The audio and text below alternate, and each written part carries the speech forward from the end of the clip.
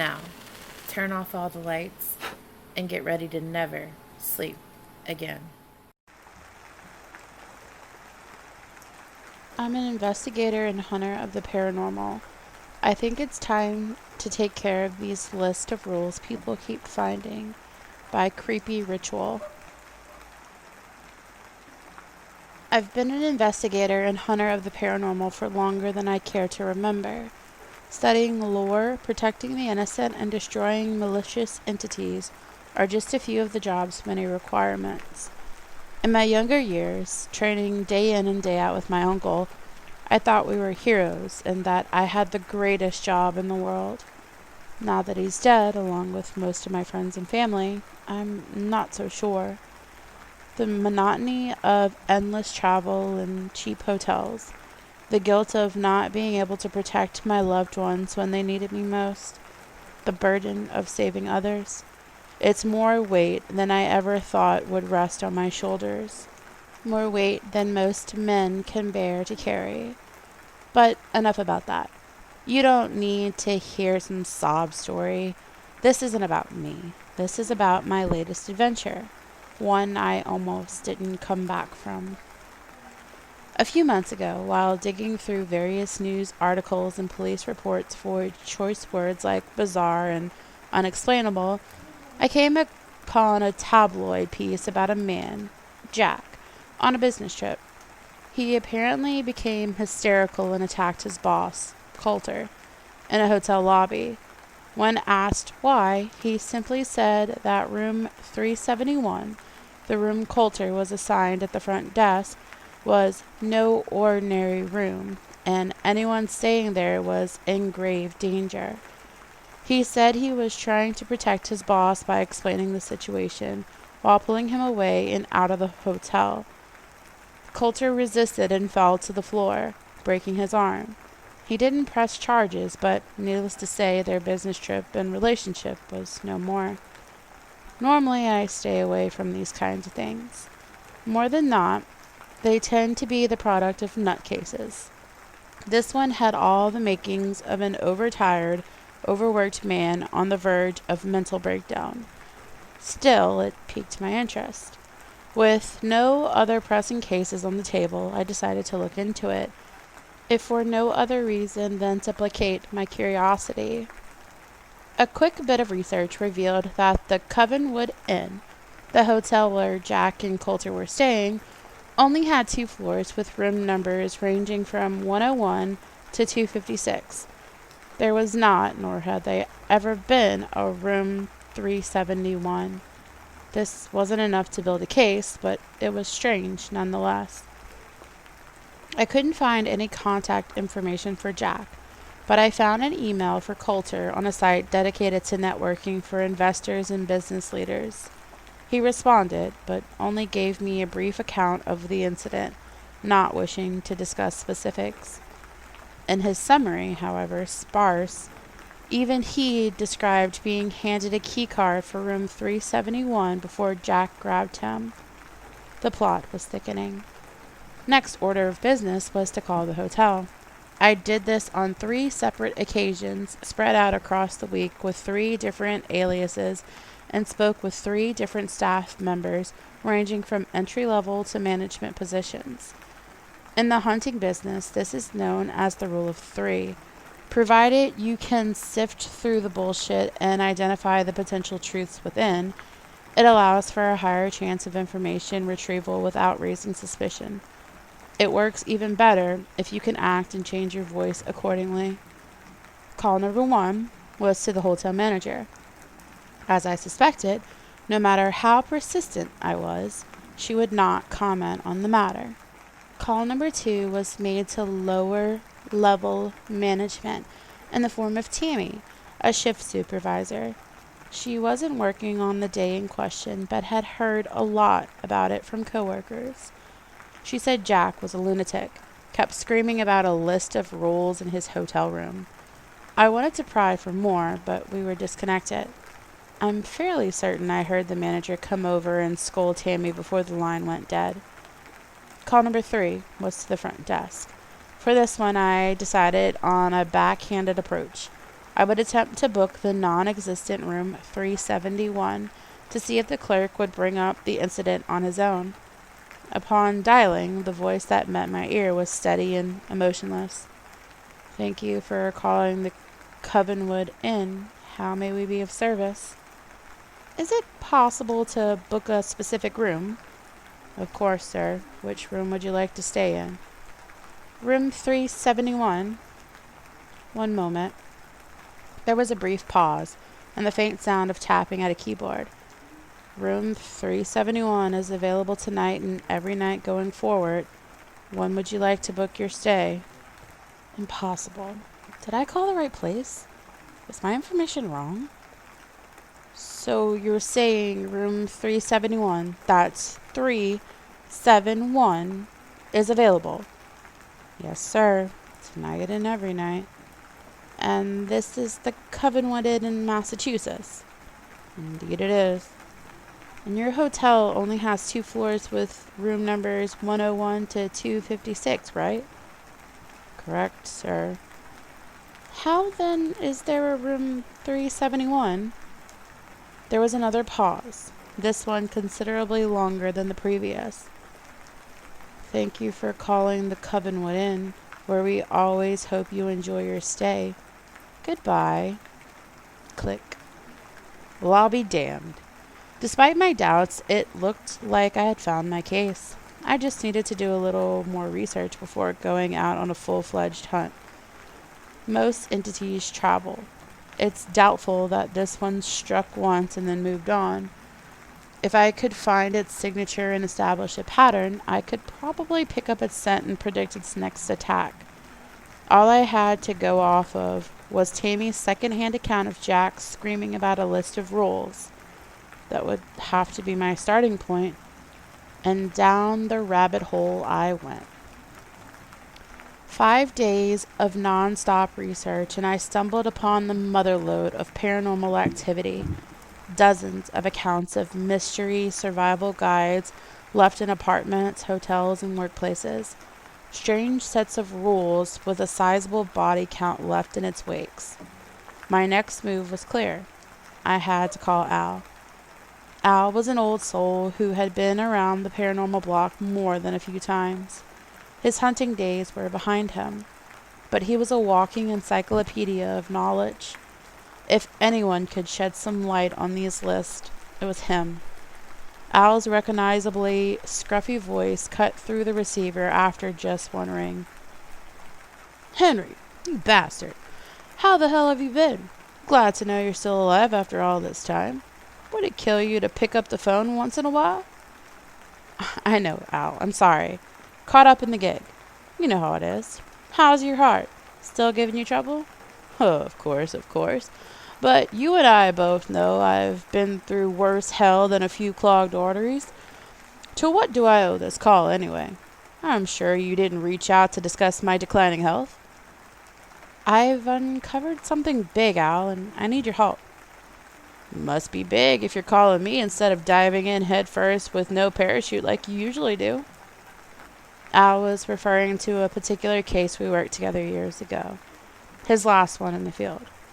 I was a foolish and cocky son of a bitch. We followed a bad tip I received from a less than reputable source and found ourselves smack dab in the middle of a dense forest surrounded by a coven of dreamwalkers. They're nasty creatures with an appetite for children's nightmares, only attacking the waking under the light of a full moon, which just so happened to be the case on the night we were out there. It was a trap, and we walked right into it. We managed to kick and claw our way out, but just barely. Al took most of the onslaught. I carried him out to the main road, where we were picked up by a passing truck and brought to the hospital. The physical damage was healed, but Al was never the same after that. He never said as much, but I swear he blamed me for what happened. Even if he didn't, I did. I can't ever forgive myself for that one. There are strange survival guides being left in random locations across the country, and they're racking up quite the body count. I don't know if it's Al interjected with a heavy sigh. I know exactly what you're talking about. Should probably swing by my place to talk about it. Al, you're across the border. Over 300 miles from where I'm... Click. Damn it. Al was a stubborn man, and a lonely one at that. He probably just wanted a visit, and I couldn't really blame him. After all, I was the reason he turned into an old hermit in the first place. Whether it was the guilt over breaking his spirit years ago or my lack of options, I made that drive and crossed state lines on my way to see Al. If anything, it would at least be good for him. It was just how I remembered it. A perfect little cottage tucked away in the middle of nowhere, far away from the outside world. Not the house you would expect a hunter to live in, but that's how Al liked it. Small and quaint. I think it reminded him of his late wife, Ellie. She used to talk about a dream home like this one, if memory serves. Al rushed out to greet me. There you are, you bastard. Get over here. He pulled me in for a bear hug. I reciprocated, happy to see him in person for a change. All right, Henry, let's go in and talk shop. We dislocated and Al brought me inside where I sat on the sofa. He brought me over a TV dinner, a common meal in our trade, and a beer before sitting down in the chair opposite me. Okay, Al, what do you know? This is big. You were right about that, but... He threw me a concerned look, indicating I might not like what he had to say. Come on, Al. I drove hundreds of miles to hear this. It better be good. Define good. Out with it, Al. Good news is I know what we're dealing with. I swear the man dragged out simple responses just to keep me from leaving too soon. That or he enjoyed dangling fresh meat over my head just to watch me swipe at it and miss. Probably a little of both. And the bad news? The truth is, I've been tracking this thing for years. You're not going to be able to catch it, kid. Its course is completely random. By the time a headline shows up, she's already moved on to another town with no trail of breadcrumbs to follow. She? Yeah, she. Could be a he, but you and I know males are pretty rare. It's a witch, Henry, and a powerful one at that. Al went on to explain that the list of rules were agreements between the witch and her victims, contracts that needed no signature to be legally binding.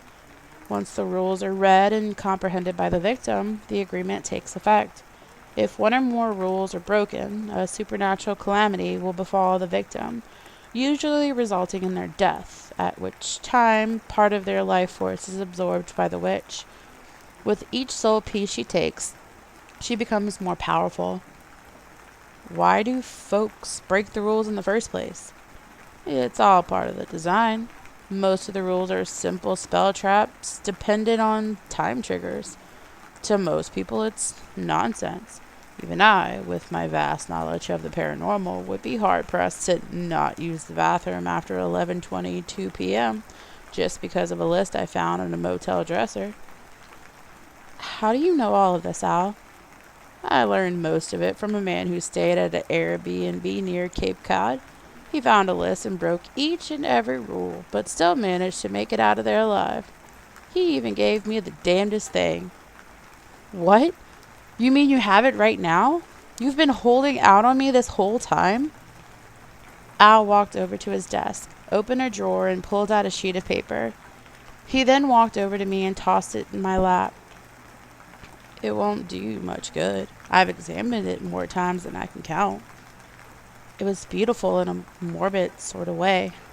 I had been studying the case for so long, it felt amazing to have a piece of the story in my hands. A physical piece of evidence I could inspect with my own eyes. Feels different from normal paper, wouldn't you say, Al? It's papyrus. I imagine the other lists are made from it too. Necessary for the spell. I turned it over and noticed a dark splotch near one of the bottom corners. Ow, what's that? A stain, I guess. Probably wine spilled from the last guy who had it. That wasn't wine. I was sure of it. I raced over to Al's bookshelf and grabbed a copy of Demonic Dealings by Jack Grovewood and began flipping through the pages. Al, what do we know about witch deals? Aside from these ones, they're verbal contracts between a witch and a human. One wish granted in exchange for a piece of their soul. Why? What are you getting at? I found the page I wanted and scoured the text until I came upon an image. Aha! I held up the picture of two hands dripping red over a chalice. And how are the deals sealed, Al? With blood from both parties. We know all of this, Henry. This is different. She doesn't need permission, and there's no wish granted. You break a rule and you're toast. That's it. Clearly, this type of contract doesn't need blood from the victim, but what if it still needs the witch's blood to bind the soul piece to her when it's done? I held up the list and pointed to the dark spot. Al thought it over for a moment before it all sank in. You genius son of a bitch. Are you saying we have the witch's blood right here? That's exactly what I'm saying, Al. But what does that matter? We can't cast a summoning spell without fresh blood. No older than 2 months. I received this ages ago. I know, but there's no statute of limitations on blood pacts. That's how ghosts are able to make deals with demons, witches, and the like. If we create our own list with identical ink and paper and smear some of its blood onto it, it should work the same and bind the witch to the deal. When we break the rules, she'll have to show up to collect. Then, well, we kill her. Al shot me a dirty look. Are you insane? Another one of Henry's misguided tightrope walks? Glad I'm alive to see this one. We don't know the conditions of the spell. There could be more to it than this. You want to risk it backfiring, or worse, it actually working and us getting ourselves killed by the most powerful witch we've ever gone up against? As the words rolled off his tongue, I sensed the excitement in his voice. He was dying to work another case after being on hunter's leave all these years. Al, are you in or not? He turned his head for a moment and then turned back to meet my gaze. You bet I am. Another week of research and gathering materials later, and we had what we needed. Witch killing instructions. Stakes soaked in the Dead Sea and wielding torches. And a new list of rules uniquely equipped for Al's cottage. Number 1. All lights off by 10:41 p.m. Number 2. Leave the bedroom door closed at all times. Rule number 3. Do not step outside after sunset. Rule number 4. If anyone knocks at the front door after 3:45 p.m., do not answer it. Rule number 5. If your television set is on, do not tune in to Channel 9. After spreading a sample of blood from the previous list on the back corner, we got to work breaking as many rules as we could. 12 hours passed. We left the lights on all night, opened the bedroom door, tuned the TV to Channel 9, which was just plain static, and walked outside after sunset. Then we waited for the inevitable knock at the door. It never came. We waited and waited and waited, sitting on the sofa with stakes and torches in hand, but there was no activity. None whatsoever. Even without the knocking, something should have happened. We had broken 4 of the 5 rules. At 2 o'clock in the morning, Al turned to me and shook his head. Looks like it was a bust, kid. Just as I was about to swallow my failure and admit defeat, a gust of wind pushed the front door open, and a clear-cut man in his 50s, gray hair, gray mustache, waltzed in with a smile on his face. It looked as though it was a male witch after all. Hello, boys. Looking for me? Al and I raced over and pushed our stakes through him. There was no effect. We then held our torches up and attempted to burn his skin. Again, no reaction. This was not good. With a flick of his wrist, the man was able to swing us through the air and pin us against opposite walls via an unseen force. No spell recited. Just pure, powerful magic. Is that any way to treat a guest? We tried to break free, but it was no use. I didn't have to show up, you know. Using my blood was a good idea, but your list was voided the moment the ink touched the paper. Without my handwriting, the thing's useless. He cackled as we squirmed. I just couldn't resist seeing this for myself. Two humans meddling in my affairs, attempting to draw me out of hiding. Whatever did you think you would accomplish? He shut the door behind him, walked over, and sat down at the sofa where we had previously been seated. And the stakes and fire? What a great laugh that was.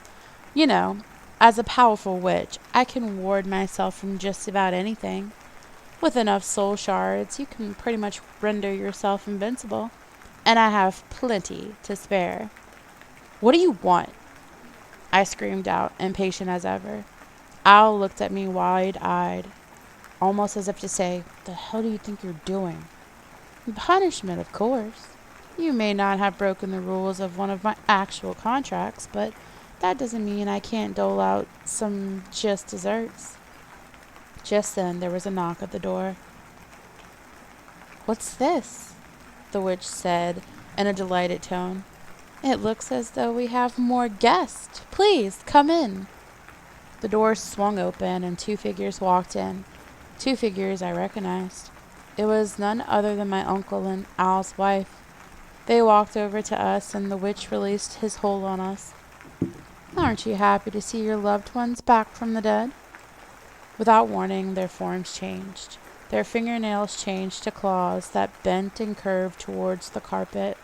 Their mouths opened at unnatural angles, revealing rows of sharp teeth that protruded outward. Finally, their eyes met at the center of their heads, creating a single pool of yellow light swirling into itself, a life all its own. Then they attacked. Al and I jumped and darted around the room, but it was no use. They were too fast and their arms too long.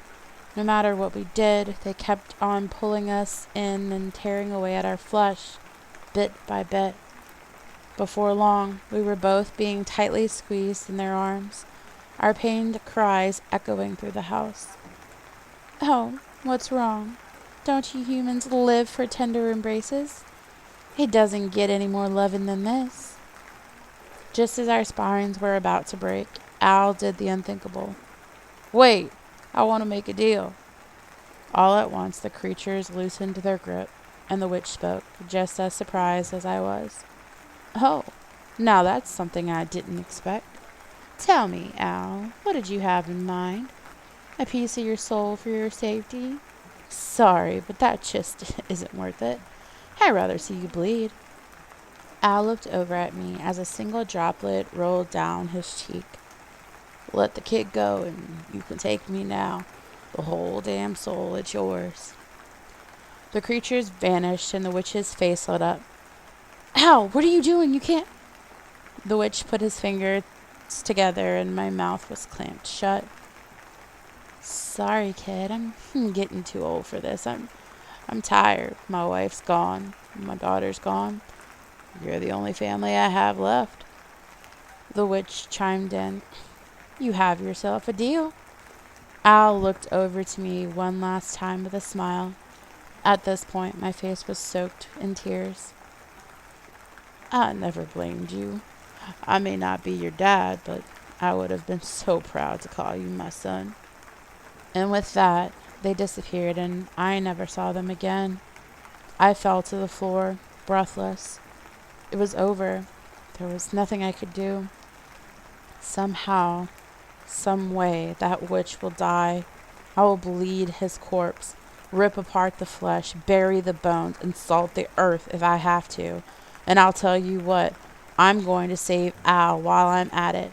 Whatever it takes. Mark my words. Greetings, spoils and ghouls. If you like this video, be sure to give it a thumbs up. If you'd like to see more, subscribe and hit the bell so you don't miss out. If you have a request or suggestion, make sure to leave them in the comment section below. We hope you enjoyed this video. And remember to stay spooky.